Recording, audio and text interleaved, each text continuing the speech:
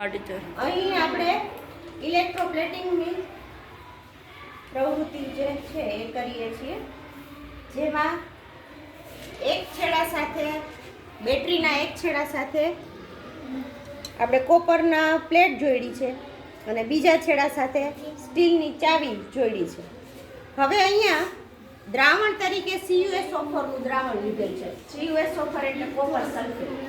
એટલે દ્રાવણમાં કોપરના કણ ઓલરેડી છે, એને વધુ વાહક બનાવવા માટે આપણે એમાં એક મંદ સલ્ફ્યુરિક એસિડ એટલે કે H2SO4 ના 2-3 ટીપા નાખ્યા છે, જેથી કરીને એ દ્રાવણ છે વધુ વાહક બને.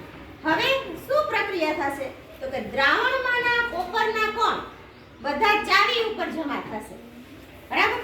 પણ ચાવી ઉપર જમા થાય ત્યારે કોપરમાં દ્રાવણમાં છે કોપરની ખામી ઉત્પન્ન થાય. તો એ ખામી ક્યાંથી પૂરી થાય? તો એ દ્રાવણમાં કોપરની ખામી છે એ અહીંયા આપણે જોડેલા ધનધ્રુવ સાથે જોડેલ જે કોપરની પ્લેટ છે તાંબાની, એમાંથી તાંબા Cu ના કણ છે એ દ્રાવણમાં જશે. એટલે એવી રીતે એની ખોટ પૂરી થાય છે. અને આ પ્રક્રિયા ચાલુ રહી અને ધીમે ધીમે તમે જોઈ શકો છો કે ચાવી ઉપર આવી રીતે તાંબાના પાર્ટિકલ્સ છે એ તમને જોવા મળે છે. આ તાંબુ છે એ જમા થઈ ગયું,